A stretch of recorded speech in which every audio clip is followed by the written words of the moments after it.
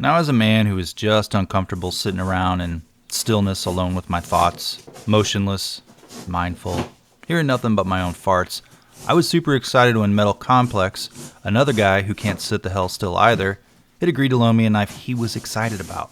And you might reply, which knife? All of them? Yeah, all of them, yes. But more specifically, the Demko AD 20.5. But, you know what? How about hearing it from the man himself? Metal Complex, can you tell me what you like about the AD 20.5 Sharkfoot variant in 3,000 words or less? I'm just joking. 3,000. He's not really going to talk that long. It's okay. He's going to keep it brief, he told me. Okay, Metal Complex, take it away. The AD 20.5 is a supreme example of a modern EDC folding knife with a major emphasis on ease of manipulation. As you can see here, I'm whipping it in and out using the shark lock. That's super fun. You can deploy it with the thumb hole. You can deploy it with the thumb stud. Have we talked about ergonomics yet? Oh my gosh, we have not talked about ergonomics. Holy crap. This thing is a... Okay. Well, you know what? We'll check back in a little while. He's really liking hearing himself talk, isn't he? It's a trait I recognize in other people. Now, Knife Bros know Demko Knives is Andrew and John Demko's production and custom knife company housed here in the US. They have produced knives over the years like the AD, 10, 15, and 20. Now, you might remember before Cold Steel was sold, Andrew let them make production versions of the 10 and the 15. And if you're keeping track, I haven't reviewed anything from the current AD20 series yet. Normally, I would have bought one of the ones last year, but I blew my wad on Fancy Boy switchblades, old guy knives, the Void XL, and I never really secured a loaner. Do I have a reputation? But the AD20 line can be described like this. Mr. Demko designed a knife with a new lock last year called the AD20.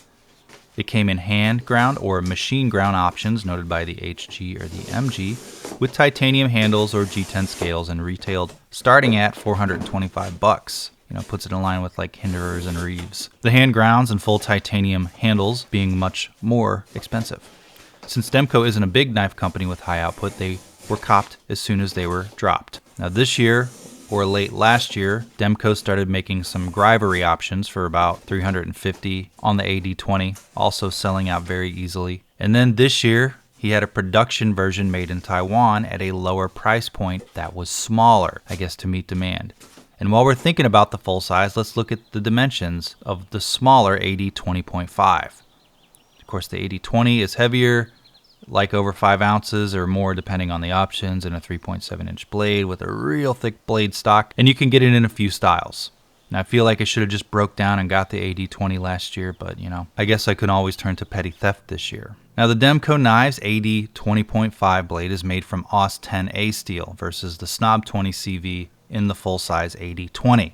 Now, it's a decent budget steel, but, I can see a few people shitting themselves in the comments already. AUS 10A ain't a $150 knife. Now, not those people, but what is AUS 10A for the hypothetical person who watched these videos but has never Googled steel before? You know what? How about Knife Science Guru Laren answering that question, posting this on Blade forums. Guru is the word old people use to describe adults who can navigate cell phones and computers. My grandson's a computer guru. I think I'll have yogurt and pretzels for dinner. As an aside, did anyone see the ridiculous thing he had to defend himself for referencing and citing someone in his, I think it was his book? Apparently, there's a paint guzzler out there who thinks citations are a form of plagiarism. Well, look, he made it really easy for me to snitch on him. The person's name is right here in the book. I'll give the bold mouthfeel of Bear the edge over the pedestrian smoothness of a Sherwin-Williams any day. Follow Knife Steel Nerd on Instagram and, his Patreon if you don't already. The AD 20.5 comes in a clippish point and a sheep's foot-esque shark foot. Get it? Oh, Demko Knives has fun over there, don't they? Oh, boy. Oh, okay, while we're at it, let's check back in with Metal Complex. Maybe he's cooled off a little. Is he still going? The soup had spilled everywhere, covered the floor. Kids were sliding all over the place. I said, Jerry, you and your wife get out of here or I'm going to have to call the fire department. Well, that answers that question. The lock. The lock is a fidget-friendly shark lock developed by Andrew for his new knife. It was patented, and if I remember correctly, some different dumb so-and-so in Demko's Instagram comments was also like, oh, that thing you were just posting you got the patent for seems an awfully like this other unrelated lock. Also, what's a patent? And did they snitch tag too? I think they snitch tag. Now that goes to show you, no matter how much of an expert in your craft you are, there's always someone in the comments smarter than you. Patents, citations, those words mean nothing to the reply guys. The shark lock lets you snap the knife like a good axis lock or compression lock. You can hold it and pop. But I do have a minor gripe about it. Shall we nitpick for a second? Let's dish on the jimping. The lock has kind of a stiffer spring. You know, if you can see cutaways of it, how it's designed. So in theory, the jimping could wear your tender little thumb raw if you flick it open and close too much. You don't have enough calluses there. Now a normal person might flick with the thumb studge and just to use the knife and then disengage the lock when they're done and it closes. Hear me out. What if instead of using your knife to cut, you treated it like a toy? I mean, you can fidget with it, you know, and you can snap it, but it's an uncomfortable kind of fun, you know, like a proof video. You know what? Mind if we just check in again? I'm just kind of curious to see what we're doing over there now. And I had never been to a dog race before. Not once. But we exchanged information right there. I said, you call me. You call me whenever you want. And now I have a lifetime supply of chapstick and avocados. Okay, about what I figured. Now the handle is not too thick. The grip could be a bit bigger, but maybe I should just, you know, shut my mouth and buy the larger one because that's really the easiest solution. And you know what? Now that I've held the smaller one, I'm probably going to make it a point to just beg someone to sell me the AD20 they no longer want at a good price in a few months when I have some money again, okay? Natural G10 or green G10, thanks, okay? Now on this knife you have the FRN or the GFN or, you know what, sorry, Grivery. It kind of feels like all those, you know, it's a high quality plastic with a really high breaking point. Reminds me a little of a Spyderco Endura, except the texture is a little more, if you don't like it, get out. But it feels sure in the hand. Made for medium, small to average size hands. The shark lock will get a little sort of in the way when you're bearing down on some cardboard really hard, just really hard push cuts downward. And let's talk about the pocket clip. It's not quite deep carry. Looks like it's swappable to the right or left side in a tip-up configuration. I did not swap it, but it looks like it is. I'm not a good reviewer. I have this theory that Mr. Demko is responsible for make the pockets of the cargo pants suffer cold steel pocket clips, and of course Lynn encourages all that stuff. It ain't full cold steel, but it's kind of close. But you could look at it this way. It'll help you break in the pockets of your rustlers. Of course, if you don't like it, you could take it off, bend it a bit until you get the tension you like, and just shut your damn mouth. Comparisons. Let's do a few here, because your time isn't valuable to you or me. And I can prove it because you made it until this sentence. The AD 20.5 feels like a little higher end cold steel, and it's easily a more fun of a lock than a Triad. Man, I probably shouldn't have just said that. Because a Triad's going to punch anyone in the face that says fun because it's got a day with 10 cinder blocks and a ratchet strap. And wait until you see how much of a dumb shit it makes a compression lock look like. A Triad, like say on the Finn Wolf, which costs about $40. It comes with the Grivex handle, Scandinavian ground AUS 8A, which is, as you know, 20% less badass than AUS 10A. You know, it's just a pocket knife, not a fidget toy. But that's what the AD15 here is for. I also wanted a mid-tech or a custom version of this one. I find myself mostly having cold steel and not Demko money to spend because the ones I wanted were like $650.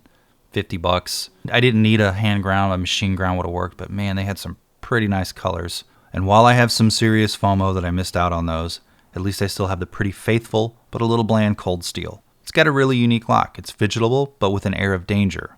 Will I eventually lob the tips of my fingers off? I don't know, but I'm excited to find out. This one was about $150, I think. That's what I paid for it. Which brings up a point. Demko is a smaller company that fits most of the bill, well, all of the bill for their research and development, their patenting money, handling the manufacturers. So I totally get why the AD 20.5 costs more than it would if it were a cold steel. And I'm okay with that. Okay, what about some extreme fidgeters? How about the Benchmade 941? One of my all-time favorite fidgeters. Easy to snap lock, smooth action, very light, small in the pocket, without feeling tiny in the hand. It's just about a perfect everyday carry knife. Same with the Para Military 2 here. Just a stellar everyday carry knife. Great neutral handle, not too heavy, fidgetable, can be found in a lot of different types of steels. About to get some new Flytanium scales for the Blurple, some natural G10 sculpted ones. Excited about that. And you know what? Let's do it. Let's get a little perspective from our guest. See what his comparison section. There are differences in usable cutting edge, but really, guys, it's going to come down to preference. Okay. Wrap it up. What would it take for the AD 20.5 to get that everyday carry perfection? If Demko could make a few refinements, the AD 20.5, though, could be a classic. I think it's a good-looking knife, but perhaps if they made the shark lock a little more easy to snap. Is it spring tension? Is it the jimping? I'm not really sure. I don't know anything about knives. Also, maybe a touch thinner of a grind to make it a little bit better slicer on the 20.5. That said, I'm a little more of an AD20 size knife guy myself.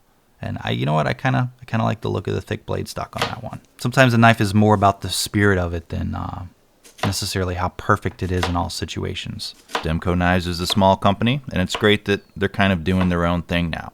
I feel like they offer knives at what they can afford to offer them at, and supporting a company like them is a good thing to do. Anyway, thanks to Metal Complex for the loaner. Probably going to regret this, but any final thoughts, dude? Okay. Hang on, give me a sec. I know it's down here.